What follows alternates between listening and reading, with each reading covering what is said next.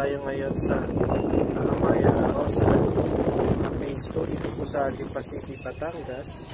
Papasukin po natin o check natin yung kanilang model unit na si Beridian with minimum lot area of 120 and a floor area of 110. Okay? 3 bedrooms, 2 toilet and bath sa second floor, and then meron pang powder area sa baba. Okay? So extended version po ito. So later papakita ko po sa inyo yung in-extend kung bakit siya tinawag na extended version. So may maid's room kasi siya sa bandang likodan. Okay? So yan. Check na po natin. Okay, Beridian. So yan po yung kanyang pinaka-design sa labas. May mga sliding window. And then may mga corner windows din siya sa part na yun. Okay. Then may balcony and 1 car park. Pero yung yeah, so yan po, 1 car park lang po siya. Okay. Dito sa part po na to, ang minimum lot area is 120 mula po dito sa pader na yan para dun sa kanyang balkonahe hanggang dito po sa poste na to. So yan po yung minimum lot area niya. And then dito sa side na to, meron pa po kayo space for lanay. Pero ito pong trellis na yan, hindi pa po siya kasama upon turnover. Okay? So ikot po tayo para po makita po natin yung likodan. Okay. So dito po sa likodan, meron pa po kayong 2 meters na setback. Okay. And then ito po yung sinasabi ko po sa inyo na extended part. So if wala po ito, diretso lang po siya. So pwede mo siyang gawing storage or extra room. Okay. Ayan. And then meron pa siyang toilet dito. So, yan. So, may option kasi sila dito for extended version. Para lang at least makita natin. And then, ito naman tong pintuan po na to. Ito po ay going to kitchen. So, po tayo. So, okay, trellis. So, napakaganda kapag gagayahin nyo itong trellis nila, no? Parang, may ano ka pa, pwede ka pang maglagay ng table, pwede ka pang mag-coffee. Okay. Yung actual turnover din po, wala pa po siyang tiles katulad nito dito po sa kanyang car park.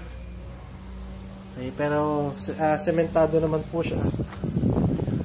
Okay, and then ito po kanyang landscape sa labas. May mga option din tayo dyan.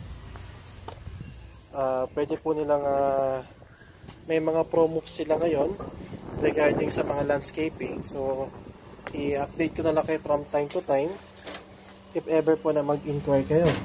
So, upon turnover, ito po yung actual niyang pintuan. Actual na pintuan.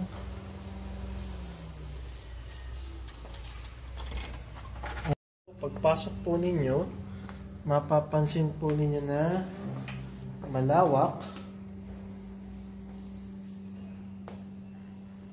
Okay, living area.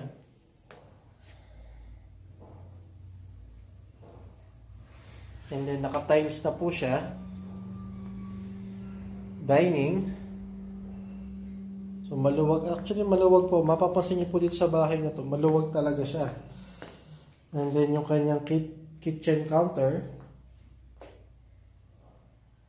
Okay. Okay. Pero itong mga cabinet po sa ibabaw, hindi pa po yan kasama upon turnover. Pero may option din po sila if gusto nyo pong isama. No? Ang kasama lang po na cabinet, ito pong sa baba.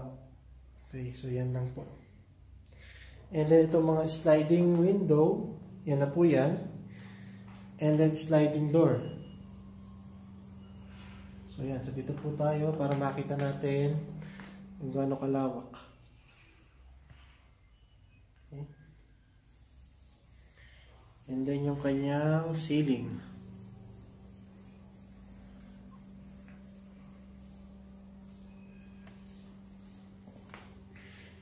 And then meron siya ditong powder area. Powder area lang po siya kasi hindi po siya pwedeng paliguan. Ayan, actual turnover ng pintuan niya. Okay. And then yung hagdan niya dito. So yan po. Makakapal na klase ng kahoy yan. Okay naman siya, matibay. Yung handrails niya, kahoy din po. Kaya po siya, may mga bintana pa yung handrails.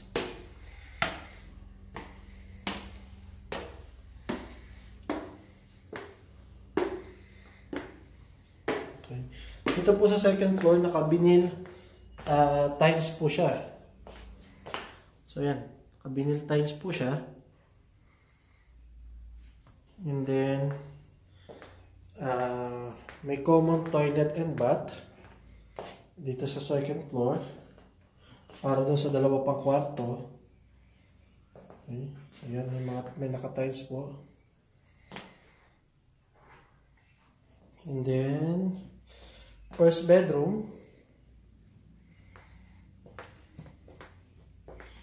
Okay, so ito po tayo.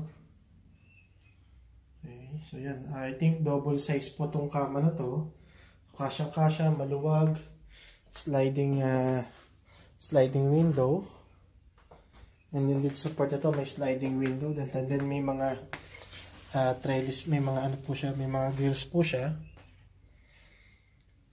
Okay, pero itong cabinet na po yan, hindi pa po yan kasama upon turnover. Okay. Okay. Second bedroom, mas malawak siya compare mo dun sa isa. Okay, so yan, single size bed. May table pa, then sliding window. Yan. And then meron pa po siyang space dito for cabinet. Okay, ceiling.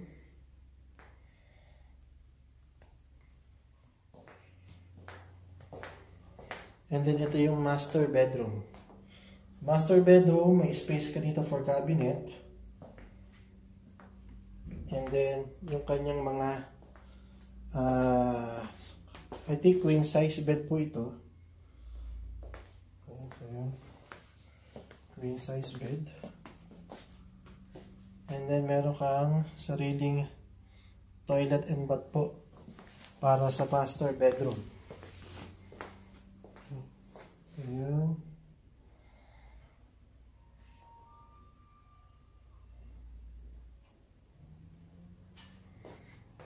Okay.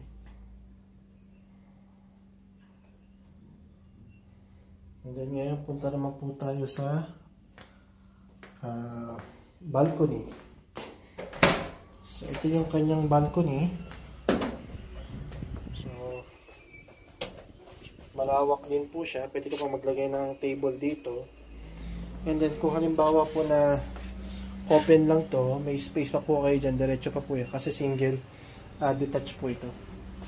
So as usual, if you like this project, if you like this house, so yan po, may clubhouse pa po dito.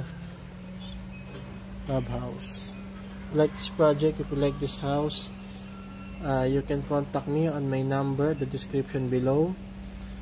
And then please leave a comment kung nagustuhan niyo po yung bahay na to. And please subscribe for more house video. Thank you.